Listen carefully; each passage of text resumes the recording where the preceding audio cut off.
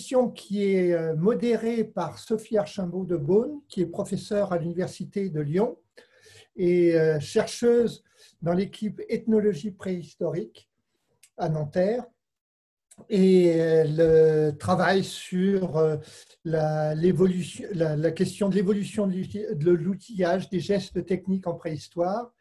Et c'est pour ça qu'elle est tout à fait habilitée à modérer cette deuxième session, mais cette première session où on va vraiment rentrer dans les matériaux de la préhistoire. Sophie, c'est à vous. Oui, bonjour. Merci. Je remercie les organisateurs de m'avoir invité. Effectivement, c'est un sujet qui me tient à cœur puisque j'ai publié un livre qui s'appelle précisément Qu'est-ce que la préhistoire? Et donc, je me posais toutes ces questions-là. Donc, je vais donner la parole d'abord à Bruno Morey, qui est chercheur au CNRS, paléoanthropologue, spécialiste de l'évolution biologique des lignées humaines eurasiatiques, et qui s'intéresse plus spécialement aux différents traitements que les vivants du Paléolithique ont réservés aux morts. Et il co-dirige, ou il a co-dirigé 3 opérations de fouilles portant sur le monde moustérien, en Charente, en Corrèze et en Dordogne. Donc, je te passe la parole, Bruno, et je coupe mon micro. Merci Sophie. Je vais donc partager mon écran. Voilà. Voilà. J'espère que vous voyez tous. Est-ce que tout le monde voit? Tout le monde voit l'écran? Oui, est-ce que quelqu'un peut me dire si l'écran… C'est bon, c'est parfait, Bruno, c'est bon. C'est très bien, merci. Donc, chers collègues, chers amis et chers auditeurs, bonjour.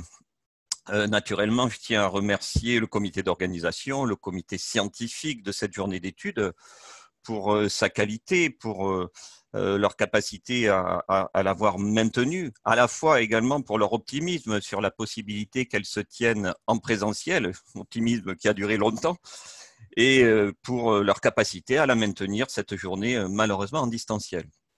Je remercie aussi très sincèrement Philippe Grosso, Jean-Michel Jeunesse, Boris Valentin qui m'ont invité à participer à cette journée, à tenter d'y intégrer quelques réflexions concernant l'humain néandertalien, même si je me suis demandé, encore jusqu'à très récemment, comment je pourrais y contribuer intelligemment. Dans tous les cas, ce qui a été dit ce matin, par François, par Richard, par Boris aussi, je vais y revenir, m'amène à penser qu'au moins pour le début, je ne suis pas complètement hors sujet.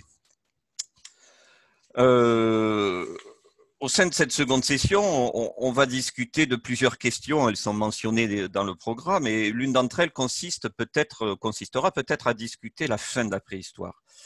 Et finalement, si j'ai réussi à me raccrocher à cette journée d'études, c'est suite à la soutenance très récente de l'HDR de notre collègue Mathieu Langlais à l'Université de Bordeaux. C'est une soutenance il y a quelques semaines à laquelle participaient Jacques, Boris,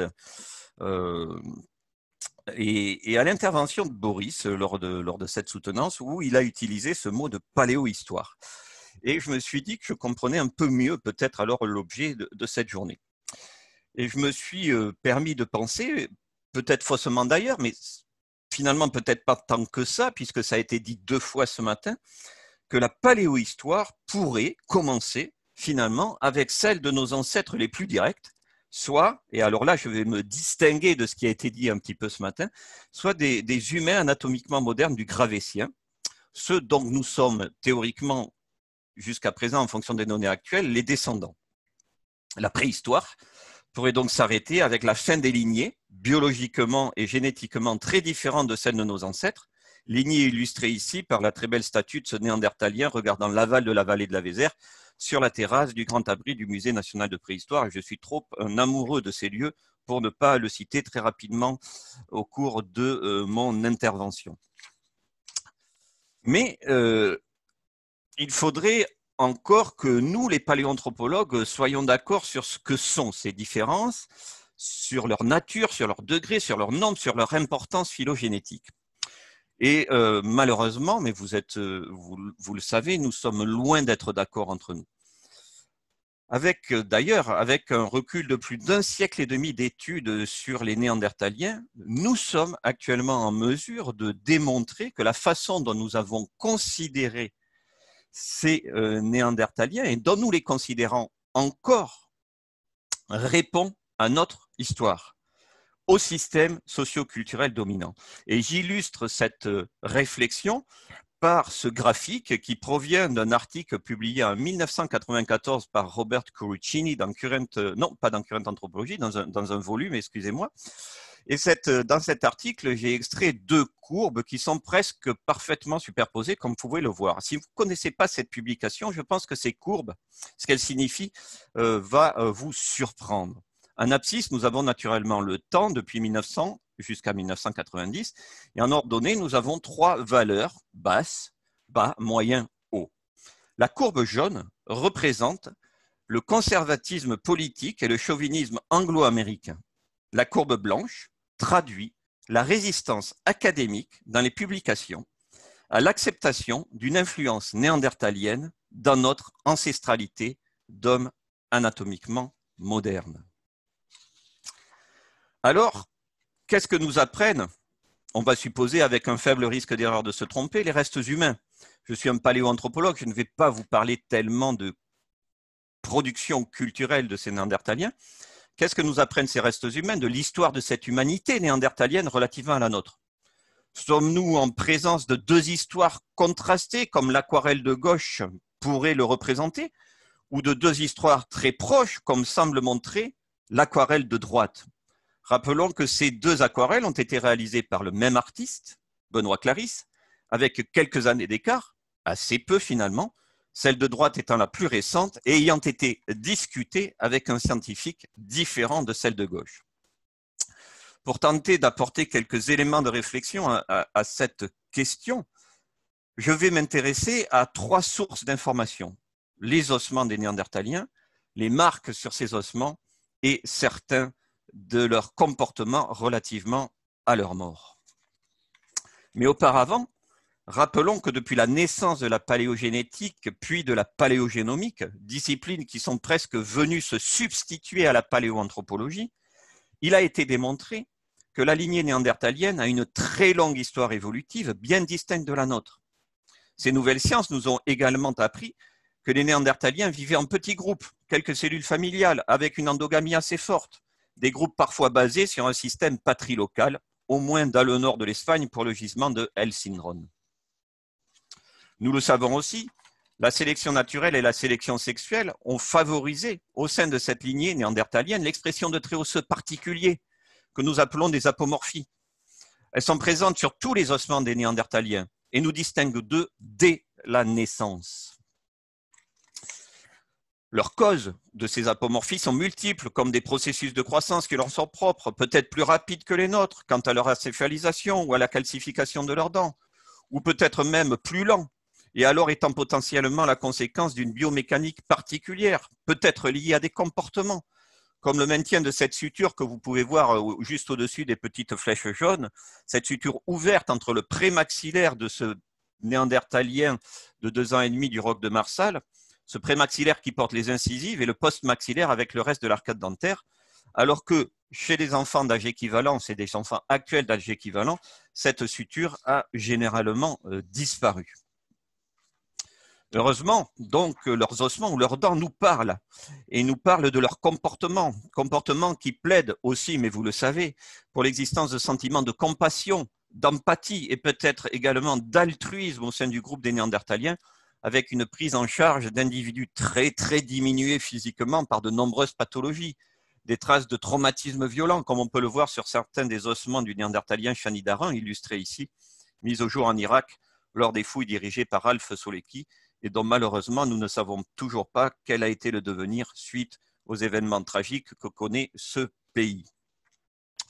D'autres traces plaident également pour l'existence d'activités cannibales, comme nous avons pu le démontrer avec l'équipe que j'ai eu le plaisir et l'honneur de diriger et qui a fouillé le gisement des Pradelles à Marillac-le-Franc en Charente entre 2001 et 2012, où Néandertal, durant le stade isotopique 4, a mangé son contemporain. Et ce, semble-t-il, quel que soit l'âge au décès des mangés, ce qui peut paraître très surprenant pour des chasseurs-cueilleurs-collecteurs, et a traité ses contemporains exactement comme il traitait des éléments de carcasse de renne dont il abandonnait les restes non intéressants aux charognards. L'étude des sépultures primaires en pleine terre va être également riche en enseignements sur l'existence de potentielles différences quant au comportement des Néandertaliens relativement à certains de leurs morts. Donc des façons dont les vivants les ont traités avec une forme de respect. Naturellement, il va falloir accepter en amont la recevabilité de l'hypothèse de la compilation d'un nombre variable de cas, de sites, répartis sur des territoires plus ou moins vastes et représentant des chronologies plus ou moins longues. Cela me conduit à oublier volontairement les distances géographiques et aplatir les écarts chronologiques. Mais cela me permet aussi d'éviter l'étude au cas par cas, comme un peu je viens de le faire avec l'individu de Chanidarin, et de proposer des hypothèses peut-être plus globales, représentant au moins des pistes de recherche ou des pistes de réflexion pour des recherches futures. Le premier exemple que vous voyez sur cette diapositive porte sur la comparaison entre la répartition en 3 grandes catégories d'âge des individus néandertaliens ayant fait l'objet d'une sépulture primaire à gauche, les adultes en jaune, les adolescents en bleu-gris, soit les individus, on va dire, entre 11 et 20 ans, et les sujets immatures, plus jeunes, en bleu. À gauche, donc, la représentation graphique pour les néandertaliens ayant fait l'objet de sépultures primaires. Et à droite, la représentation graphique pour les humains anatomiquement modernes du paléolithique moyen du Levant. On constate, et c'est très clair avec ces 2 camemberts, pour les premiers, relativement aux seconds, un plus fort pourcentage d'individus jeunes, très jeunes, sevrés ou non sevrés, et un pourcentage bien moindre de la catégorie des adolescents. Cette première observation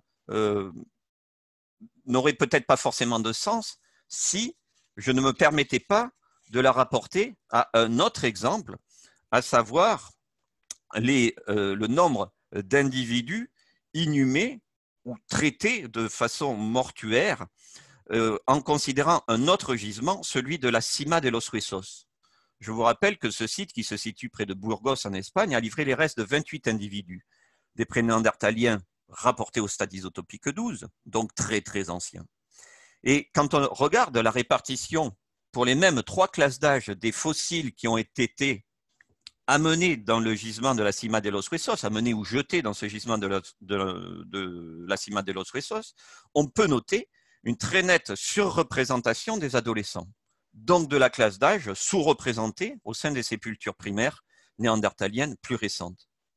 Il y avait obligatoire, ont probablement disparu s'il y en a eu, ou s'il y en a eu, ou alors ils ont fait l'objet d'autres types de gestes funéraires comme à la Cima.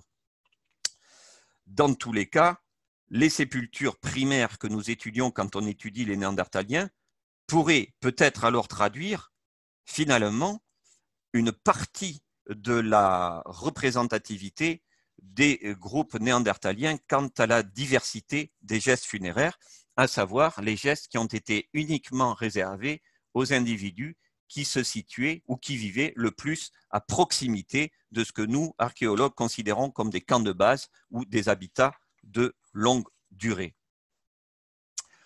Autre différence alors que je trouve intéressante à souligner, elle concerne les sépultures primaires néandertaliennes, à gauche à nouveau, de celles des humains anatomiquement modernes du Gravétien, à droite. Et là, je vais me limiter à la comparaison des pourcentages relatifs de 2 classes d'âge, les nouveau-nés en rouge et toutes les autres classes d'âge dans cette couleur jaune. On constate qu'il y a une nette surreprésentation des nouveau-nés inhumés au sein de la population néandertalienne récente, alors qu'il y a 3 fois plus de sépultures primaires gravétiennes qui sont connues. Et ces périnatales inhumés chez les Gravétiens sont très très nettement moins représentés. Rappelons aussi que le seul fœtus inhumé pour tout le Pléistocène supérieur est celui d'un néandertalien. peut-être que cela traduit l'importance que ce groupe humain pouvait accorder aux plus fragiles d'entre eux. Naturellement, on peut aussi supposer que les différences soulignées avec ces comparaisons que je viens de faire de façon rapide traduisent des histoires taphonomiques distinctes entre les sites. Mais cela serait étonnant, puisqu'elles auraient privilégié les vestiges les plus fragiles au détriment des plus résistants pour les Néandertaliens. Ces différences pourraient encore traduire des histoires archéologiques différentes. C'est envisageable quand on compare la différence entre les sépultures du Paléolithique moyen de la péninsule eurasiatique que représente l'Europe de l'Ouest et celles du Levant. Elle pourrait être également la conséquence des fonctions de site, et j'y reviens parce que j'y accorde une très forte importance, ce qui est très probablement le cas pour la Cima de los Huesos. Mais alors, considérons une quatrième comparaison et un dernier exemple que j'aime beaucoup, car il porte sur un même territoire, la Nouvelle-Aquitaine, un même environnement, des calcaires du secondaire, un même taxon, les Néandertaliens, et la même période chronologique, les stades isotopiques 5, 4 et 3. Qu'est-ce qu'on observe sur ce territoire? Eh bien, sur ce territoire, on peut définir facilement deux zones. Une, intégrant une partie du cours de la Tardoire, le carré blanc de 3000 km² centré sur Vilhoneur. L'autre, entre la vallée de la Vézère et la vallée de la Dordogne, un triangle rouge de 450 000 km² centré sur les Hésies de Taillac, ce cher Périgord noir. Au sein de la première zone, ont été découverts au moins 15 sites ayant livré des restes humains néandertaliens, mais 2 seulement avec de potentielles sépultures primaires et 3 gisements dont les restes humains présentent des atteintes liées à des carnivores. Au sein de la seconde zone, le Périgord noir, on connaît seulement 10 sites, donc moins que dans les anciennes Poitou-Charentes, 10 sites qui ont livré des restes humains, mais 11 potentielles sépultures, dont dans seulement 4 gisements, et aucun site livrant des restes humains avec des atteintes liées aux carnivores. Il me semble alors que l'hypothèse la plus simple pour expliquer ces différences n'est pas trouvable dans l'histoire de la discipline, n'est pas trouvable dans des histoires taphonomiques distinctes. Peut-être est-elle à rechercher dans des particularités géographiques et lithologiques de ces deux territoires, de ces deux zones, dans les fonctions de site, dans des conditions paléo-environnementales. Rappelons que pour ce triangle rouge du Périgord, correspondant au Périgord noir, il n'a toujours pas été mis au jour de sépultures primaires en pleine terre gravétienne, et il n'y en a pas plus dans la seconde zone. Alors, pour aller encore plus loin dans ma réflexion et pour tenter une analyse encore plus globale à l'échelle de la lignée néandertalienne, analyse donc encore plus fragile, et que j'enracine dans un temps très long, le stade isotopique 11 ou le 12, on peut remarquer qu'avec l'apparition des sépultures primaires, peu ou prou au début du stade isotopique 5, disparaissent des archives paléoanthropologiques la découverte de calvariums néandertaliens isolés dans des sites de plein air. Cette analyse un petit peu plus globale m'amène donc à investir une problématique qui n'a quasiment jamais été discutée scientifiquement, que l'on se refuse pratiquement d'investir pour les Néandertaliens, à savoir l'existence potentielle de gestes funéraires secondaires. Sincèrement, et suite à un workshop qui s'est produit assez récemment à Cambridge, suite à la reprise des travaux de l'équipe de Cambridge dans le célèbre gisement de Shanidar en Irak, je suis maintenant intimement convaincu que certaines découvertes, comme celle par exemple réalisée à Shanidar en Irak avec cette image que vous voyez de la découverte du crâne et de la mandibule de Shanidar I, voire même peut-être à Kebara avec le cas de Kabera II en Israël, que ces découvertes plaident pour l'existence de tels gestes funéraires secondaires chez ces Néandertaliens, qui les rapprochent alors très très fortement dans les traitements qu'ils ont réservés à leur mort de ce que l'on va connaître après au Paléolithique récent.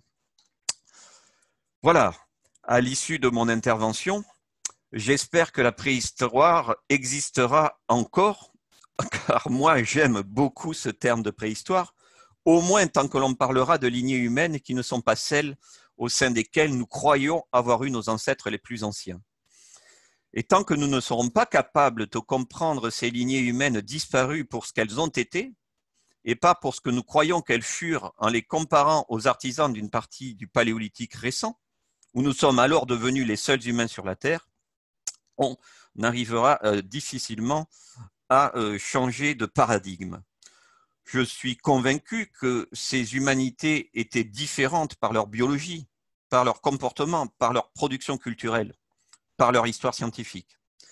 Je ne sais pas ce que l'on fera de la préhistoire à l'issue de cette journée et de celle qui suivra, mais je vous propose au moins de tenter dans le futur de ne plus parler de l'homme de Néandertal, mais plutôt des humanités néandertaliennes, car des données nous montrent aussi qu'il y a eu plusieurs humanités au sein de cette lignée néandertalienne, ni d'ailleurs de l'origine de l'homme, mais des origines des humanités passées. S'inspirant alors du titre de l'ouvrage de Jean-Michel et Boris, « Si loin, si près pour en finir à la préhistoire », il faudrait presque en finir avec l'évolution de l'homme pour y substituer les évolutions des humanités passées.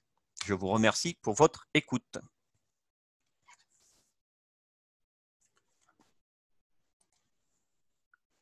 Merci beaucoup à toi, Bruno. Et c'était très intéressant que tu rappelles que la préhistoire n'est pas seulement notre préhistoire à nous, hommes modernes, mais que c'est aussi la préhistoire d'autres humanités, et en particulier celle des Néandertaliens, bien sûr. Alors, je vais donner maintenant la parole. On reviendra sur une discussion. Je pense que c'est mieux de faire une discussion à la fin hein, sur les trois communications. Tout à fait. Je vais présenter Jacques. Donc, Jacques Jobert est professeur à l'Université de Bordeaux. Et il est membre également du laboratoire PACEA. Et il est spécialiste des peuplements et de l'économie des Néandertaliens en Eurasie. Il a investi récemment la question de l'appropriation du monde souterrain, en particulier en travaillant sur les grottes de Bruniquel et de Cussac. Donc Jacques, je te laisse la parole. Donc, coupe mon micro. Merci Sophie pour cette introduction. Je vais partager mon écran. Voilà. Hop. C'est bon pour tout le monde, vous voyez? C'est parfait. Ok. Alors, merci aux organisateurs et bonjour à tous. Alors, l'un des objectifs de cette rencontre est de discuter de l'opportunité d'un terme à entrée multiple, la préhistoire. Alors, je ne souhaite pas rivaliser ici avec celles et ceux, les vrais historiographes, les épistémologues, qui décryptent l'historique et surtout les mécanismes de ces histoires terminologiques. Non, tel n'est pas mon but. Juste en tant qu'enseignant-chercheur, vous donner un aperçu de mon quotidien quant à ce que je considère comme certains errements terminologiques, voire sémantiques, et aussi notre part de responsabilité. Elle est grande dans cette confusion des mots, car nous sommes universitaires ou chercheurs, ingénieurs, conservateurs du patrimoine et aussi auteurs d'ouvrages pour le plus grand nombre. D'où cette responsabilité. Et en corollaire, la plupart d'entre nous sommes ou avons été membres de commissions régionales, de comités nationaux, sinon internationaux, de sociétés savantes. Partout, nous avons la possibilité de faire bouger les lignes. Il ne s'agit donc pas de fuir ces responsabilités. Revenons quelques instants à ce terme de préhistoire. Pour le replacer, s'il devait être remplacé, encore faut-il s'entendre sur l'actuelle définition de ce que l'on souhaite supprimer ou faire évoluer. Quelle sous-définition de préhistoire souhaitons-nous discuter? Là, François, tu m'as devancé de quelques minutes. La préhistoire, François, bon, la préhistoire assortie d'un P majuscule désigne pour moi la période, de même que Renaissance ou Révolution française. Ceci pour la distinguer de la discipline préhistoire, nom commun, orthographié avec un P minuscule, sensu, l'archéologie préhistorique. Exemple éculé d'un terme à nombreuses entrées. Pour un large public, hélas, 3 fois hélas, on qualifie d'animal préhistorique aussi bien un saurien du Jurassique, c'est étonnant qu'on n'en ait pas encore parlé, qu'un dessin magistral de reine crayonnée au fusain de la grotte Chauvet, âgée de seulement 36 000 ans. Et pour quelques-uns d'entre nous, dont je suis, la préhistoire n'inclut que le paléomésolithique. Mais pour certains, et ils sont d'ailleurs majoritaires, ou plus simplement suivistes, par tradition, par conservatisme, la période préhistoire inclut aussi les sociétés du néolithique, voire même du début des âges des métaux, tant que ce sacro-saint passage à l'écriture n'est pas totalement consommé. C'est du reste, hélas pour moi, la définition de la plupart des dictionnaires usuels. Au passage, une interrogation similaire aurait alors avantage à inclure une réflexion miroir quant à l'usage du terme proto-histoire, assez peu connu du grand public, laquelle proto-histoire inclut à minima les âges des métaux, là nous sommes tous d'accord, le fer, le bronze, et le néolithique, là les opinions, les habitudes divergent. Cette proto-histoire néolithique est ce que Bohumil Milsudski nous apprenait au milieu des années 70 à Paris. Le cours de Jean-Paul Demoule, et son équipe aussi d'ailleurs, qui a pris sa succession, la succession de Soutsky, se nommait proto-histoire européenne et ne traitait quasiment que de la néolithisation et du néolithique européen. Appelle l'émergence de l'âge du bronze. Par fidélité, j'ai bloqué ici mon curseur. Et cela n'est même pas une guerre d'école entre Paris et le midi de la France, car j'ai plusieurs fois entendu Jean Guilaine évoquer cette même question à Toulouse et admettre que c'eût été la meilleure et la plus naturelle des options que de ranger une fois pour toutes le néolithique avec la proto-histoire. Mais que la tradition était telle qu'il était désormais difficile de l'infléchir. Pourquoi diable s'accrocher à un tel schéma? Simplement car cette posture privilégie la définition socio-économique de nos documents à leur âge calendaire ou toute autre considération. Préhistoire regroupe alors ce que nous nommons de plus en plus le paléomésolithique. Ce dernier néologisme évitant les amalgames ou raccourcis sulfureux incluant dans préhistoire des mondes extra-européens, on l'a évoqué tout à l'heure, et leurs sociétés dites traditionnelles. Bien entendu, c'est un autre débat. Donc pour nous, la préhistoire équivaut au sol paléomésolithique uniquement des groupes humains disparus, sous-entendu corps et biens, et qui suivent une économie de prédation des chasseurs, pêcheurs, cueilleurs, collecteurs, et parfois même occasionnellement quelque peu charognards pour les plus anciens. Par opposition donc à une proto-histoire des premiers producteurs, agriculteurs, éleveurs, pasteurs, et même horticulteurs en Nouvelle-Guinée, amorçant quant à eux le parcours exponentiel aboutissant aux prestigieuses civilisations, si spectaculaires d'un point de vue patrimonial ou architectural, mais auto d'antichambre d'un monde autodestructeur et souvent guerrier d'ailleurs, à tendance quasi suicidaire. Je vous renvoie aux derniers opus de Jean-Paul Demoule qui résume assez bien certaines de ces notions. Bien sûr, finalement, on a toutes les peines du monde à échapper au carcan chronologique, d'autant qu'en Eurasie, le rapport est automatiquement chronologique. Aux uns succèdent les autres, certes avec des décalages régionaux, mais la notion de temps accompagne presque toujours cette dichotomie. Alors, je fais une parenthèse ici pour évoquer les signes avant-coureurs d'innovation, les annonces de mutation, les périodes de transition. Il n'est pas juste de tracer de telles limites au cordeau, celles des diapositives précédentes, s'entend, des traits bien droits, des cases trop alignées. Cela nous fait, je pense, tous horreur et savons que la réalité n'est jamais transposable de la sorte. Quand j'essaye d'expliquer la fin du paléolithique ancien et l'émergence du paléolithique moyen, j'y ajoute une généreuse phase transitoire qui n'est ni l'un ni l'autre, que l'on perçoit assez rarement d'ailleurs sur les tableaux, ici en vert jaune. Des astuces graphiques nous aident à expliquer par ailleurs qu'il y a des signes avant-coureurs sans lendemain, des expériences avortées ou trop précoces et, à contrario, des souvenirs d'un monde quasi disparu mais qui survivent et survivent encore, par exemple les pièces bifaciales de l'Acheléen. Et qu'il faut alors non pas guetter le premier moment où, mais plutôt sa généralisation, son épanouissement, alors sans espoir de retour, pour considérer que l'on a quitté un monde, par exemple ici celui de l'Acheléen en jaune, pour basculer dans un autre, celui du paléolithique moyen ancien, en bleu ciel. Alors les climatologues connaissent cette notion, ils appellent ça un seuil. Alors ceci n'est pas applicable partout, bien sûr, c'est juste un exemple de transition parmi d'autres, une transition plutôt douce et longue. Nous nous exprimons d'ailleurs toujours en kilo-années, c'est exprès, c'est un continuum, parfois. Les continuums, parfois, assez souvent, le paléolithique mésolithique est affaire de continuum. Alors, résumons ces 4 ou 5 diapos un petit peu simplettes et introductives par un schéma encore plus simpliste qui nous ramène en creux à l'une des questions du jour. Que fait-on de l'histoire? Alors, je vous avoue qu'en cours, la question devient assez simple, car elle peut être balayée, en tout cas pour moi, d'un revers de manche en une ou deux phrases. 2 points, l'histoire est une et indivisible, il n'y a qu'une longue et intemporelle histoire, si possible avec un H majuscule, laquelle inclut, quel que soit donc son âge ou son emprise géochronologique, a fortiori culturelle, toute société du moment qu'elle a franchi le cap de l'humanité. Bruno vient d'y faire allusion. Ensuite, on peut la subdiviser, puisque c'est l'une de nos occupations préférées. On qualifie alors d'historique les sociétés qui connaissent l'écriture, tant mieux pour elles, cela va bientôt courir à leur perte. De proto-historiques, celles maîtrisant globalement leurs ressources alimentaires, donc en voie de sédentarisation. Elles sont de plus en plus complexes, de plus en plus hiérarchisées. Je sais, il y a aussi quelques sociétés paléolithiques hiérarchisées. Ce n'est donc pas exclusif. Elles connaissent les premières chefferies, des traces de conflits entre groupes. On y rencontre des fortifications pour protéger ses biens et autres avanies des âges des métaux et du néolithique. On passe son temps à modifier la matière avant de l'utiliser, la céramique, des métaux natifs, puis des alliages. L'urbanisation est en marche, tout cela sans écriture. Mais que je sache, on peut aisément supposer que l'on devait parler le cardial ou le chasséen. Elles ont donc une histoire, des langues, des religions, des rites. Elles sont dites proto-historiques.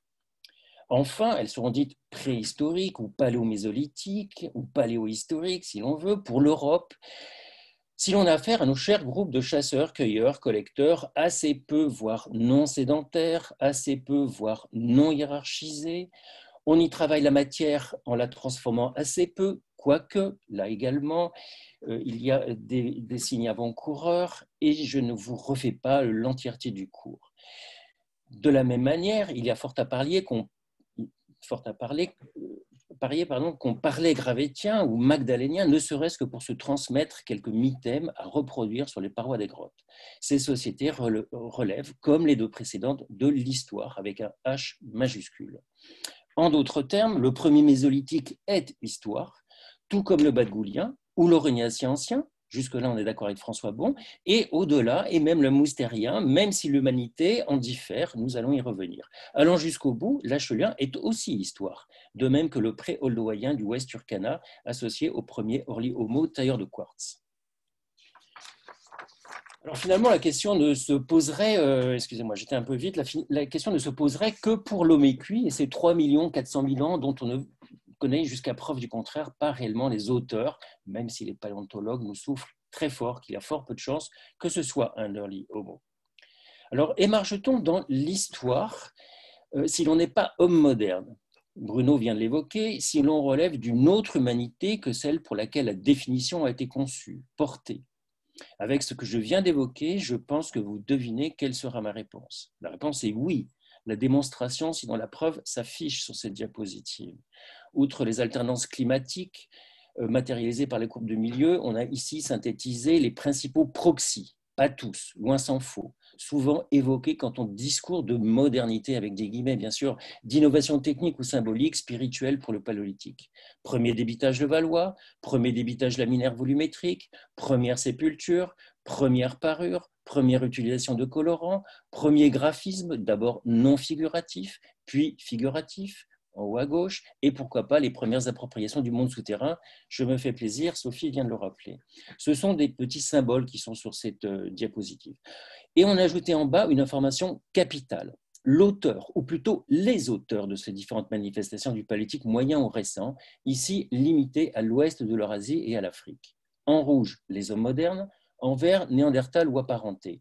Tout ceci est évidemment hyper schématique, résumé à la hache. Que constate-t-on? Que la barre rouge est bien entendu ininterrompue pour l'Afrique qui n'a connu que des hommes modernes. Pour l'Europe, aux Néandertaliens en vert succèdent brutalement les hommes modernes en rouge à compter de moins 45 000 ans.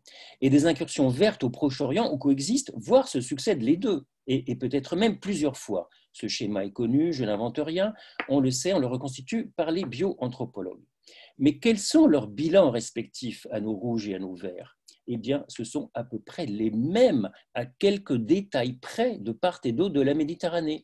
Et pour moi, ces décalages sont plus dus à des différences de la recherche et de ces découvertes qu'à des humanités distinctes. Si leurs bilans sont donc les mêmes et que l'on range le MSA africain à homme moderne dans l'histoire, alors il faut y joindre également le Late Levantine moustérien de Kébara ou le Kina de la Chapelle aux Saints, l'un et l'autre néandertalien. Dans cet exercice de simplification et de raccourci terminologique, je n'oublie pas que pour le monde extra-européen, et là aussi on m'a devancé, François également, plus encore pour les nouveaux mondes, par exemple, Saül, Paléo-Honshu, donc le Japon, les Amériques, la Polynésie, l'Arctique. Certains de nos termes européens n'existent guère, voire pas du tout, et fort heureusement. Point de paléolithique, ni de mésolithique, ni même de néolithique, et encore moins de proto-histoire. Vous le savez, ça a déjà été rappelé. On y rencontre, ou avons rencontré, des termes comme Australian Cone Tool on Scraper Technology, pour désigner ce qui correspond à peu près à notre paléo-mésolithique, pour Saül, la Grande Australie. Ou encore Paléo-Indian, pour ce qui correspond à notre paléolithique récent final, version Grande Plaine nord-américaine, Paléo-Esquimau pour le Groenland, etc. Et je vous fais grâce du sous-continent indien, de Sunda, le sud-est asiatique et ses paléopéninsules, de la Wallacea, à jamais insulaire, la Béringie, engloutie sous les eaux, la Mélanésie ou encore la Caraïbe, et tout ce que l'on peut y rencontrer comme variante terminologique pour ces méga-régions ou micro-espaces et leur premier peuplement. Cela nous amène à évoquer un autre aspect. Certes, discourir sur ces définitions, très bien, mais jusque sous quelle latitude, quelle longitude, quel paléocontinent, quel monde insulaire doit-on inclure ou non dans notre réflexion ? Pour terminer cette série de rappels, un ultime clin d'œil pour évoquer un concept que connaissent bien les historiographes, la déconstruction terminologique ou sémantique au profit d'une reconstruction alphanumérique la plus neutre possible. Un exemple connu et qu'il convient à mon avis d'enseigner aux étudiants préhistoriens est celui de Graham Clark, à ne pas confondre avec un homonyme plus célèbre, Desmond Clark, lequel a d'ailleurs publié sur Graham Clark, d'où la confusion. Et donc, les fameux modes 1, 2, 3, 4, subdivisant l'histoire des technologies lithiques en 5 stades. Ceci afin justement d'éviter des termes comme holdoïen, acheléen, moustérien ou même early paléolithique, middle paléolithique, etc. J'ai mis en bleu sur la gauche et souligné les modes fréquemment utilisés par des collègues, y compris en Europe, je pense à l'Espagne, l'Italie surtout, en grisé ce qu'on ne voit quasiment jamais, comme si cette nomenclature n'avait intéressé que les spécialistes des périodes anciennes. Et vous avez sur la droite la correspondance avec nos tableaux tels que restitués par Richard Klein. Au passage, sur ce tableau de Klein, vous aurez noté la sagesse de la terminologie anglophone pour l'Afrique subsaharienne, Early Stone Age, Middle Stone Age, MSC, Later Stone Age, en opposition au Lower Paléolithique ou Upper Paléolithique des Européens, qui me donnent quelques boutons comme vous le savez. Venons-y et terminons par une courte traque très partielle de ces horreurs terminologiques. En 2003, à l'occasion d'une contribution en hommage à Jean Leclerc et Claude Massé, intitulée « Sans dessus, dessous », la recherche du sens en préhistoire, assez méconnu de paléolithiciens car publié dans un numéro spécial de la revue archéologique de Picardie, j'avais écrit sur le distinguo qui sépare d'une part celles et ceux qui travaillent sur les périodes prestigieuses du paléolithique, ce que certains nomment encore paléolithique supérieur, et d'autre part les masochistes comme moi, qui adorent, du moins à l'époque, quand une course est semée d'embûches, quand la taphonomie et la conservation différentielle n'en finissent pas de dissuader les études, de brider les interprétations. Bref, ceux qui exercent leur art sur des périodes antérieures. Antérieures à quoi ? Au paléolithique supérieur. Alors, je plaidais alors timidement pour remplacer ce terme, comme on l'a fait en son temps pour Seine-Inférieure, Loire-Inférieure, qui sont devenues Seine-Maritime ou Loire-Atlantique. Boris, merci Boris, a suivi dans son petit cossège. Je le remercie, le message était passé. Au XXIe siècle, penser en effet qu'une humanité peut encore être qualifiée de supérieure est anachronique, sinon insupportable, vous en conviendrez. Cette période s'est quasi auto-proclamée et depuis fort longtemps supérieure à toutes les autres, peu importe si c'est l'abbé Breuil ou un autre, paix à leur âme. Et l'on sait pourquoi, inutile de disserter bien longtemps, la supériorité faisait d'abord référence bien sûr à ses prédécesseurs. C'est l'idée qui l'a sous-tendue et qui a fait son temps. Et nous pouvons, je pense, passer à autre chose. Certains collègues qui travaillent sur les périodes anciennes qualifient leur propre objet d'étude de paléolithique inférieur. Certains mots ont décidément la vie dure. Rappelons au passage que François Borde intitulait un de ses plus célèbres ouvrages « Typologie du paléolithique ancien et moyen ». On pourrait s'en rappeler. Et où retrouve-t-on cette notion de supériorité dans la chronique pré- ou proto-historienne et tout ce qu'elle traîne dans nos inconscients? À l'âge du bronze? Non. Au néolithique, guère plus. Avec le discret et pourtant si stratégique mésolithique, toujours pas. Le paléolithique final, ou anciennement épipaléolithique, non. Il y échappe tout autant, c'est normal. Et oui, c'est facile à deviner, uniquement avec le paléolithique récent et dans nombre de ses propres déclinaisons. Un peu de dépoussiérage ne ferait pas de mal, à mon avis, chers collègues. Voilà, pour terminer, tout ce qui précède est-il si dommageable? Que faire pour y remédier? N'aurait-on pas droit, nous également, à nos appellations d'origine contrôlée avec dépôt de marque, territoire de production, commission de validation, publication au journal officiel, au BO? D'autres disciplines ne seraient-elles pas un soupçon plus mature, plus adulte que la préhistoire? Que croyez-vous que nos collègues géologues font quand ils définissent la limite entre Plio et Pléistocène? Qu'ils déplacent de 1,8 million à 2,6 millions cette limite? Ils convoquent un congrès, une session de colloque avec des rapporteurs, des contributeurs, puis ils votent, puis un texte consensuel est écrit avec des navettes qu'ils publient à 40 ou 80 co-signataires en anglais et dans une revue internationale.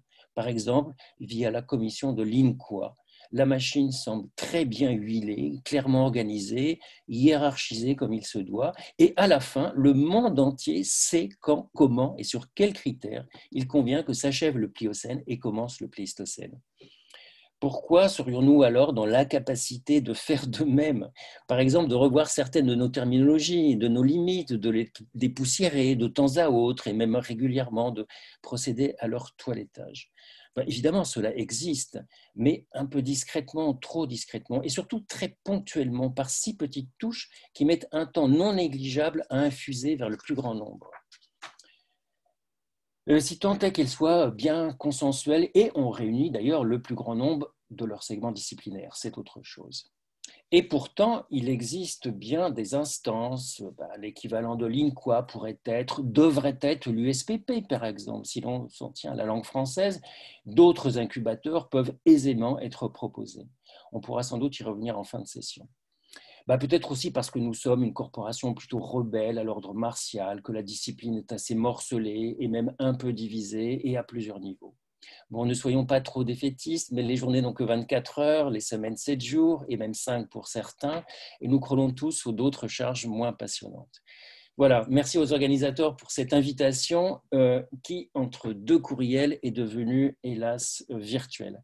J'espère ne pas avoir été trop hors sujet. Merci pour votre attention.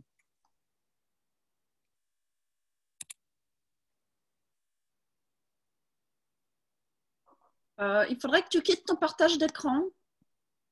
Voilà, merci Jacques pour cette communication qui n'était pas du tout hors sujet, non, non, du tout, et qui a été extrêmement riche, extrêmement dense, puisque tu as abordé les questions de terminologie, les questions de découpage chronologique, et c'était tout à fait passionnant. Tu as parlé de la définition de la préhistoire, qu'est-ce que la préhistoire vraiment ?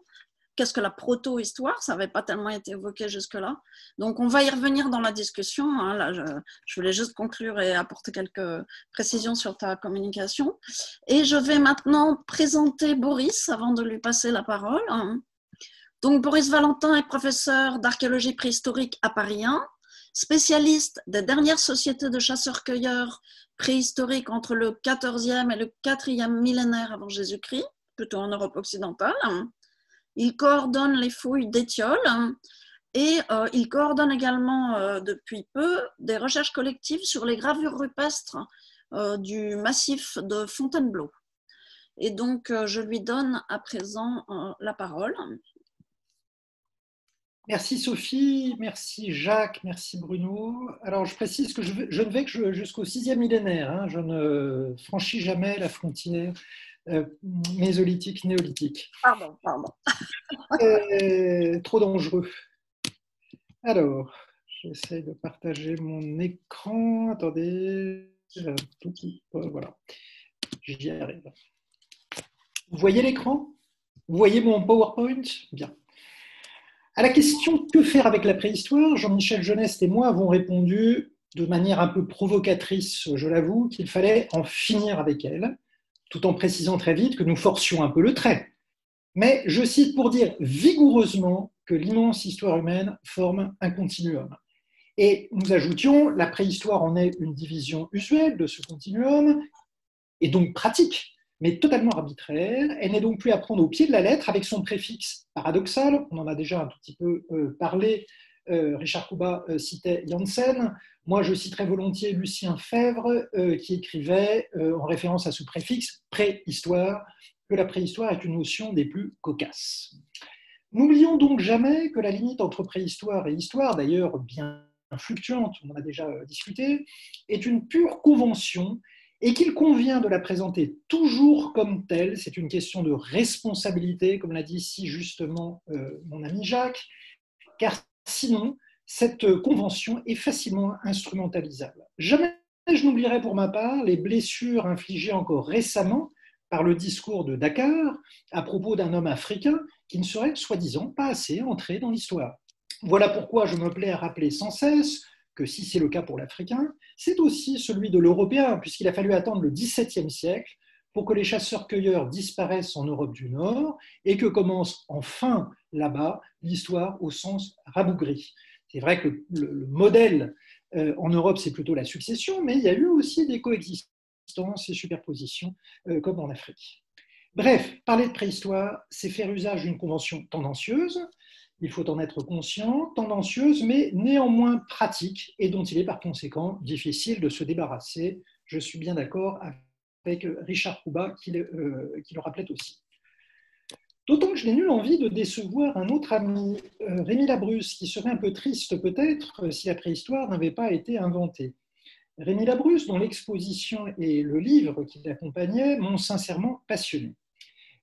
Passionné entre autres, mais pas seulement, parce que j'y ai trouvé une très pertinente et efficace description de quelques représentations modernes entourant nos champs de recherche. Je lui suis donc vraiment sincèrement reconnaissant d'avoir ainsi cerné une certaine attente collective que suscitent nos travaux, en particulier autour de ce qu'il définit, et je pense qu'il y reviendra dans le débat en fin de journée, de ce qu'il définit comme l'immémorial. Je cite, le contraire de l'oubli et tout en même temps du récit mémoriel, en quelque sorte de l'histoire. Une anti-histoire, écrit-il d'ailleurs aussi, où s'exprime, je cite encore, le désir d'une présence non temporalisée, qui en quelque sorte annule la profondeur du temps. Et je pense sincèrement que quiconque aspire à faire connaître largement l'objet de nos études en préhistoire gagne à s'imprégner de ce livre et à travers lui donc des représentations et même des mythes qui nous entourent. Pour autant, j'ai un léger désaccord avec toi, Rémi, si tu m'entends, mais tu le sais, on en a rediscuté hier, sur notre rôle à nous, chercheurs en préhistoire. L'attente collective est une chose, il nous faut absolument la prendre en compte, ainsi que les représentations dont elle se nourrit, et que tu décris si bien, les prendre en compte pour, à mon avis, tenter parfois de dépasser les mythes et produire aussi de la connaissance. En particulier, et c'est là que porte peut-être notre désaccord, produire de la connaissance historique, produire un récit.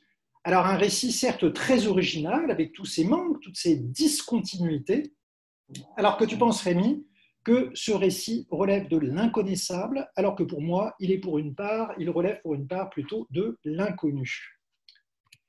Car je suis de ceux qui pensent que nous pouvons tenter de faire de l'histoire, même très ancienne, même très discontinue, en raison des lacunes de nos sources. Je pense qu'on peut pratiquer d'abord de l'hyperhistoire, c'est-à-dire des perspectives de très longue portée sur toute l'histoire humaine depuis l'après l'homme cuit, n'est-ce pas Jacques, sans grande précision chronologique tout le temps, évidemment. Et à partir d'un certain seuil à définir, le dernier pléniglaciaire, peut-être même le passage paléolithique moyen, paléolithique récent. À partir de ce seuil, quand les faits sont mieux datés, je fais la promotion d'une nouvelle perspective plus courte, que j'appelle donc la paléohistoire, une perspective plus précise surtout.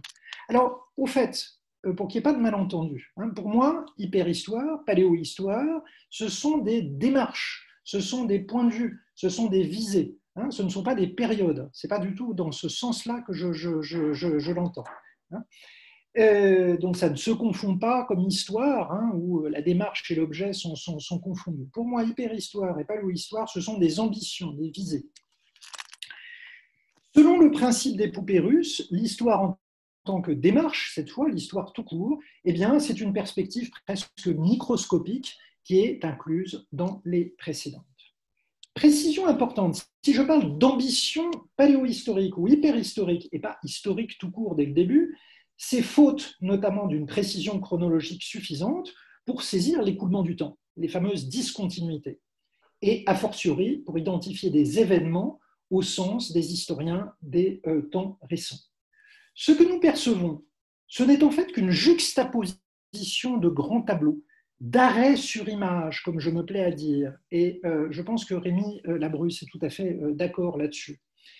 Et ces arrêts sur image sont ceux que déclenche ce que nous appelons aussi la paléthnologie après le roi Bourron, on en a un tout petit peu parlé tout à l'heure, l'étude des modes de vie, site par site. Ils ne sont pas nombreux au début et restent assez rares ensuite, site par site, arrêt sur image après arrêt sur image, Boxgrove, Bruniquel, Pincevent, pour ne citer que quelques-uns de ces tableaux, de ces arrêts sur image illustres. Et ces arrêts sur image, je reviendrai plus loin, pardon. Oui, pardon, excusez-moi. Étude de ces modes de vie, de ces images qui, entre parenthèses, créent ce sentiment de présence très émouvant dont parle si justement Rémi Labrusse. Je reviendrai plus loin sur quelques précautions qui s'imposent, il me semble, pour progresser dans cette écriture de l'histoire et dépasser ainsi certains mythes d'origine scientifique, pour certains, je le précise tout de suite. Dépasser pour commencer ce mythe, encore bien ancré, d'une préhistoire très linéaire, avec une accélération bien marquée, à la fin seulement, le sacre de l'homme, vision que mes prédécesseurs, m'illustrent, à gauche, ont souvent alimenté et dont vous avez une version kitsch à droite. Une histoire ascensionnelle, en quelque sorte. Or, cette histoire linéaire et finalisée, nous le savons bien, il n'en restera pas grand-chose dans quelques années. La préhistoire est restée longtemps très eurocentrée, ça a été rappelé tout à l'heure. Avec les nouveaux terrains lointains qui se sont ouverts récemment, les connaissances bougent énormément ces temps-ci, nous le savons tous. Ce qui en ressort, c'est une assez grande diversité des trajectoires préhistoriques et historiques, Jacques y a fait allusion, et je suis intimement convaincu que ce que j'appelle l'hyperhistoire, et la paléohistoire aussi, en sortiront bouleversés. Il est impossible, évidemment, de représenter les trajectoires précises de cette histoire démesurée. Ce croquis que j'ai déjà utilisé, bien différent donc de l'ascension linéaire vue à l'instant, ce croquis n'est qu'allusif et vite fait. Je préfère de loin cette métaphore à gauche, c'est le delta du Gange, une métaphore pour dire à la fois la non-linéarité et le caractère donc contingent. Ce qui ne signifie nullement qu'il n'y ait pas quelques régularités, des effets de seuil par exemple, démographiques notamment, sociologiques probablement, cognitifs évidemment. Ce qui ne signifie évidemment pas qu'il n'y ait pas des évolutions par conséquent, mais il n'y en a pas qu'une seule. Des évolutions certainement, mais sans doute beaucoup moins prévisibles que le veulent les beaux panoramas ascensionnels. Bref, ce que nous découvrons, peut-être un peu naïvement du reste, mais les sciences préhistoriques ont à peine 200 ans, ce que nous découvrons, c'est que tout cela, c'est bien de l'histoire, même démesurée. Une histoire qu'il s'agit de défataliser, comme le recommandait Paul Ricoeur. Autrement dit, il faut nous débarrasser de l'illusion d'un enchaînement programmé des faits, nous défaire de l'illusion de la nécessité rétrospective, comme dit aussi l'historien Christian Delacroix. En somme, on connaît la fin temporaire du roman, le présent. Attention à ne pas tout réinterpréter en fonction de cette fin, comme si elle était inéluctable. Voici donc deux illusions d'optique très liées entre elles, la fausse linéarité et l'illusion téléologique, auxquelles il convient d'échapper, il me semble, pour faire progresser cette écriture de l'histoire très ancienne et dépasser quelques mythes. Autour de ces deux illusions, quelques références concrètes maintenant, si vous le voulez bien, à mon champ de recherche. La préhistoire, donc, comme l'a rappelé Sophie, des derniers chasseurs-collecteurs en Europe occidentale, entre 14e et 6e millénaire avant Jésus-Christ, entre ce qu'on appelle la fin du paléolithique récent, à la suite de Jacques, merci Jacques, et le mésolithique, je reviendrai plus loin à ces conventions.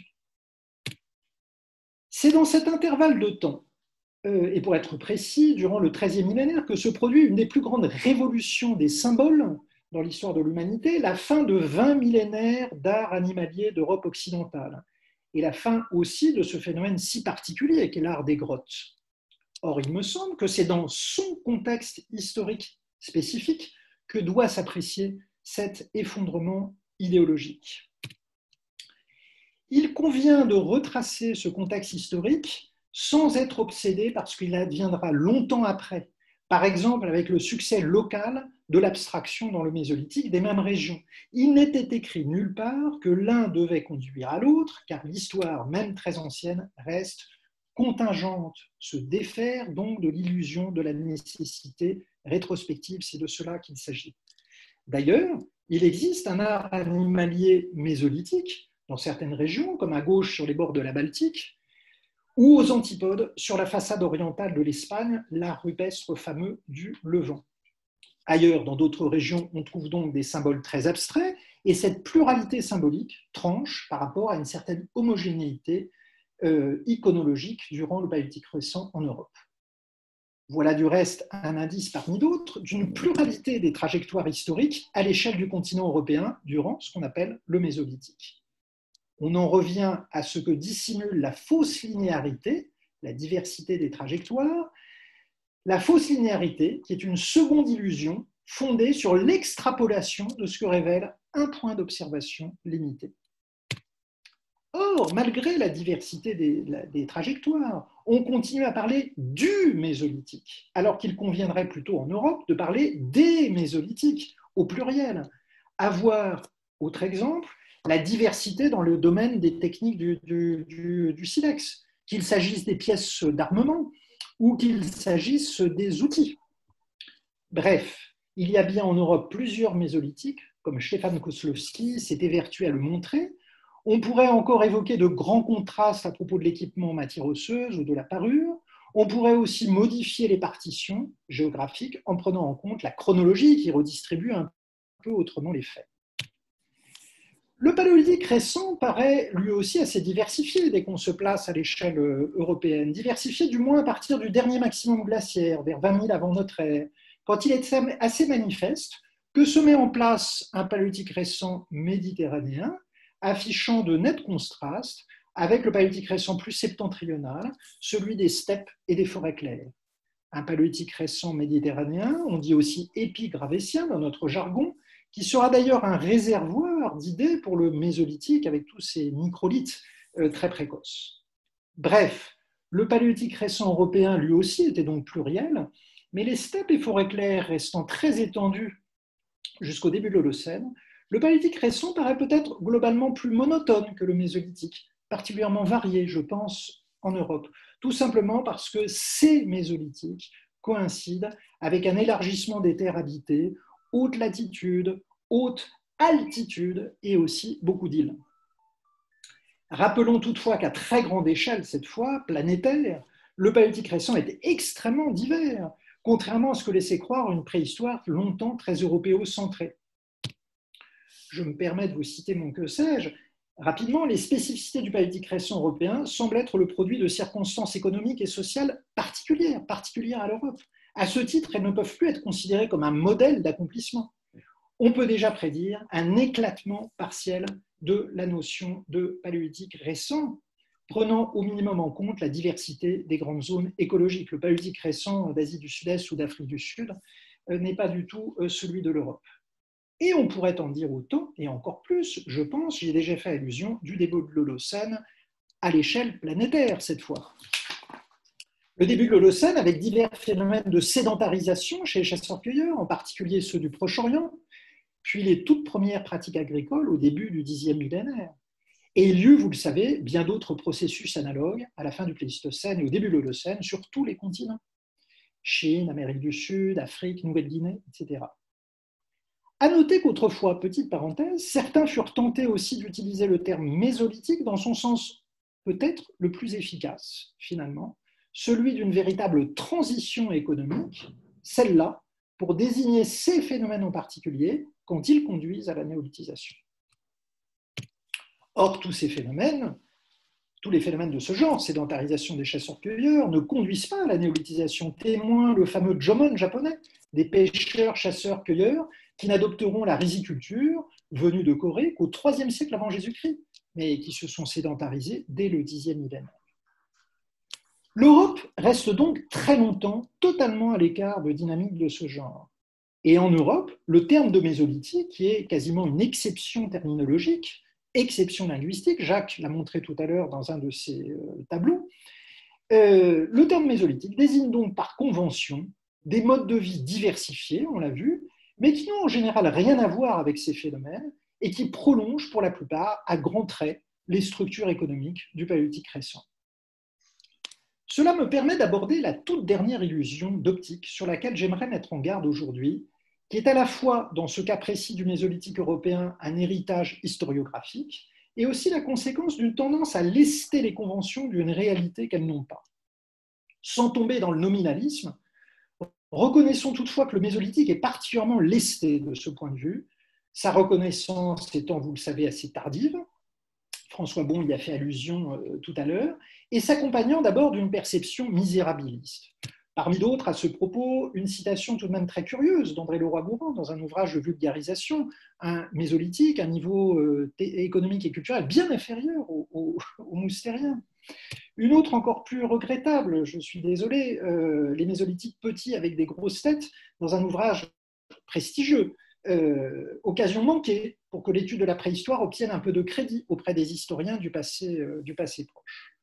Pour faire bref, le mésolithique a longtemps été conçu en France comme une sorte de Moyen-Âge préhistorique, fictif, intermède fantasmé, donc ça c'est un fantasme de chercheur, entre classicisme magdalénien et renaissance néolithique. A contrario, le pionnier que fut le docteur Rozoy s'est fait, lui, le panégyriste de cette époque, qu'il considère comme une sorte d'accomplissement, de couronnement du mode de vie paléolithique. Alors, ces oppositions caricaturales entre détracteurs et zélateurs ont heureusement périclité, mais beaucoup d'énergie a été investie avec et à la suite de Rozoy, sinon à défendre le mésolithique, du moins à clamer son irréductible originalité, ce qui est, soit dit en passant, le propre de toute époque. Ainsi, tout se passe comme si l'existence d'un mot à part orientait le point de vue que l'on adopte sur cette époque. Reste que ce mot de mésolithique est lui aussi évidemment bien pratique. Je ne le nie pas, pour se repérer grosso modo dans le temps, en Europe, là où ce concept est courant. Tout le monde se comprend, du moins entre spécialistes, ça fait partie du jargon. Ça veut dire chasseur-cueilleur européen des débuts de l'Holocène. J'utilise moi-même le mot, et je respecte donc les conventions en attendant qu'elles changent, n'est-ce pas Jacques ? Pour l'instant, ce sont des abréviations commodes, comme disait Leroy-Gourhan. Je l'utilise, tout en me méfiant, vous l'avez vu, de cette charge qui inévitablement accompagne l'usage d'un mot différent de paléolithique et qui laisse entendre qu'il y a réellement beaucoup, même en Europe, de nouveautés radicales en ce début de l'Holocène, alors que je pense plutôt que ce terme est un héritage d'une histoire locale de la recherche. Et l'idée que ce mésolithique pris globalement est en Europe, en fin de compte, un paléolithique ultime, c'est de ça qu'il s'agit, je pense, diversifié, évidemment, comme j'ai fait allusion, me paraît défendable dans l'état actuel des données. S'il fallait résumer les contrastes de mon point de vue entre le mésolithique européen et ce qui précède, c'est une diversité géographique plus grande, peut-être en lien très indirect avec la diversification des écosystèmes. Reste donc que le paléolithique récent européen n'est pas totalement monotone non plus, géographiquement on l'a vu, et historiquement aussi. Vous voyez les contrastes entre gravétien et magdalénien, au hasard et par exemple. Pour finir, je voudrais revenir sur cette invitation de Paul Ricoeur à défataliser le passé, ce que rappelle aussi plaisamment le dessinateur Jules. Le néolithique, ce n'est pas automatique. Je pense vraiment que se défaire de cette illusion nous fera progresser dans l'écriture de l'histoire très ancienne, dans une histoire multilinéaire et probabiliste qui plaira plus alors, je l'espère, à mon ami Rémi Labrusse. Du reste, pas seulement l'écriture paléohistorique dont j'ai surtout parlé, parce que l'ambition concerne des époques tardives qui me sont familières, pas seulement la paléohistoire, mais la démarche hyperhistorique aussi, qui mérite le même soin. Certains débats qui persistent à bas bruit sur le mésolithique me font souvent penser en format plus réduit et plus confidentiel aux débats encore enflammés et très médiatiques sur le paléolithique moyen et néandertal. Or, si l'on veut faire œuvre de science plutôt qu'alimenter de nouveaux mythes, il faut, je cite ce que j'en disais à Jean-Michel Jeunesse au cours de notre entretien, dépassionner les débats en étudiant les faits en eux-mêmes, sans déprécier, mais sans chercher non plus à réhabiliter quiconque, comme certains le font pour Néandertal, ce qui, selon moi, est absurde. Et j'ajoutais, le paléolithique moyen n'a pas à être comparé sans cesse au paléolithique récent, surtout pas quand on le réduit à ses expressions européennes. Et Bruno Morel y a fait allusion tout à l'heure. Je pense que nous sommes très d'accord là-dessus, et avec Jacques aussi, je pense. Expression européenne du paléolithique récent qui correspondent, si vous voulez, mon sentiment profond, à une exception historique, une parmi d'autres, au début à un accident de l'histoire, parmi d'autres. La comparaison est d'ailleurs d'autant plus compliquée entre paléolithique moyen et récent en Europe, et je terminerai là-dessus pour ouvrir d'autres perspectives encore, d'autant plus compliquée que le régime d'historicité du paléolithique récent européen était probablement différent de celui ou de ceux du paléolithique moyen. La lenteur des changements du paléolithique récent, je parle du paléolithique récent, 20 000 ans d'art pariétal si stable tout de même, une parure très monotone, des techniques très redondantes. Cette lenteur paraît néanmoins bien trépidante quand on la confronte aux cyclicités longues du paléolithique moyen, je n'ose pas dire à son immobilisme. Voilà donc des perspectives assez vertigineuses, ma foi, mais qui rejoignent des préoccupations originelles que Nathalie Richard et François Bon ont rappelées tout à l'heure, et des perspectives qui motivent, je pense, à soigner tout particulièrement cette écriture de l'histoire très ancienne qui nous revient. Merci pour votre attention.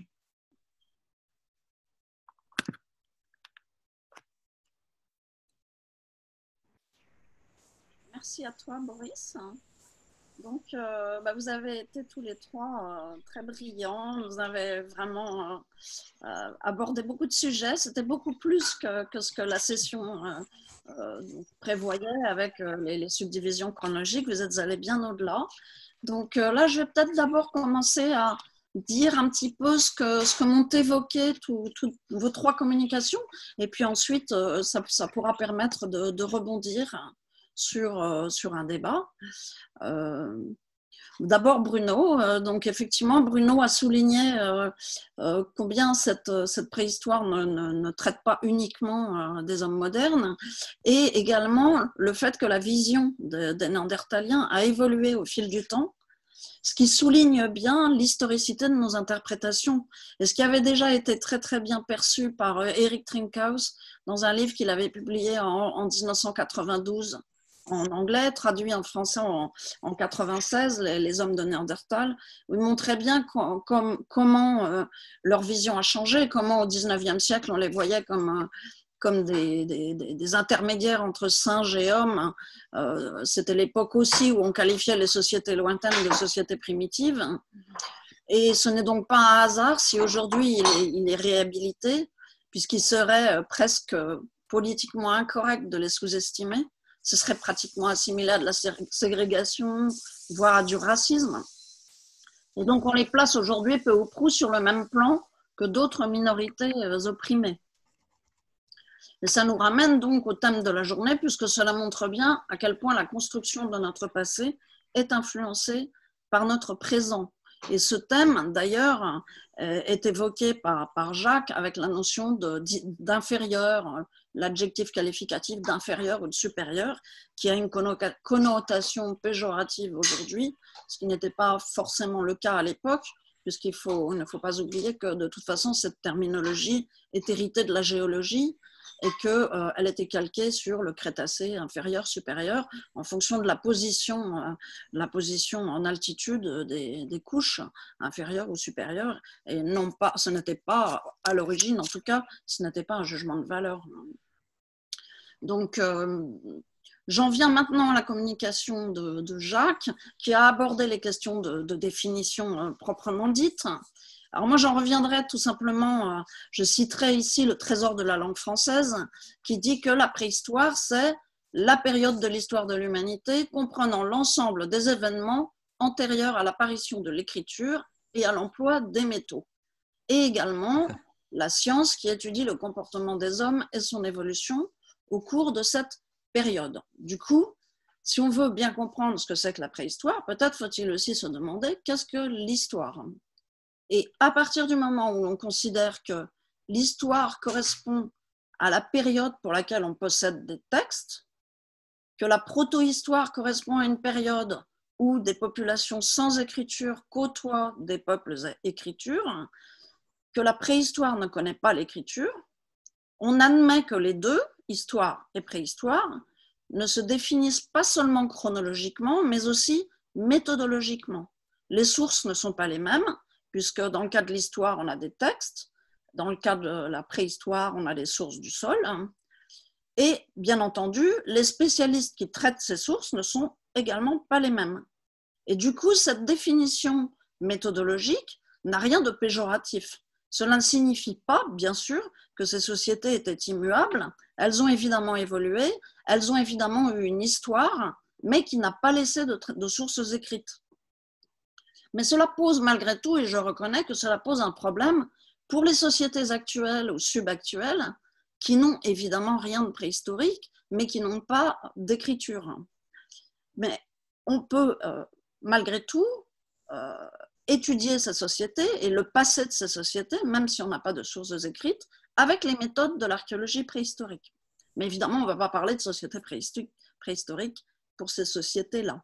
Et puisque je reste sur la question de la terminologie, à propos de ce que Jacques appelle les errements terminologiques, là aussi, c'est vrai qu'il y a des termes qui étaient insupportables, qui nous sont aujourd'hui insupportables, ou qui sont très insupportables à Jacques, mais qui ont une histoire. Et ce sont, là je rejoins Boris, ce sont aujourd'hui des abréviations commodes. Bon, c'est vrai que certaines d'entre elles pourraient être modifiées, mais à partir du moment où par convention on admet qu'on utilise tel ou tel terme pour désigner telle ou telle chose, est-ce que c'est vraiment extrêmement gênant ? Je pense que si on est d'accord, tous d'accord sur leur contenu, ça ne pose finalement pas trop de problèmes.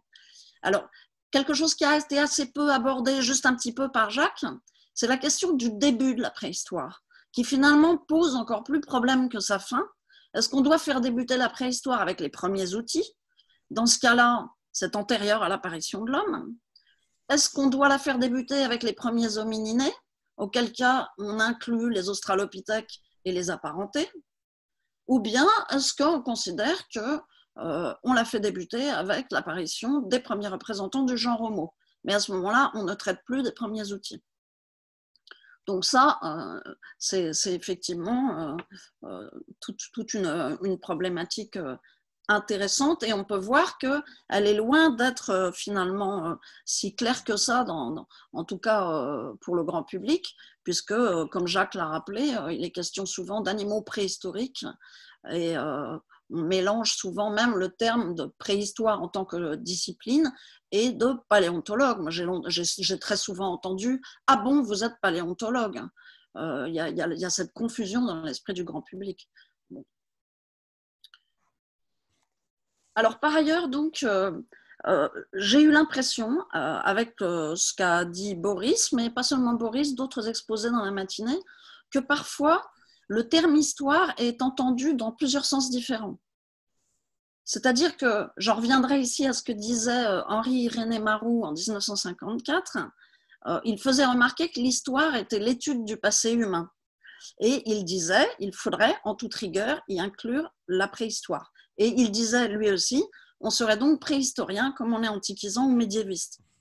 Et il ajoutait, le passé humain concerne le passé de l'homme en tant qu'homme, de l'homme déjà devenu homme, par opposition au passé biologique, celui du devenir de l'espèce humaine.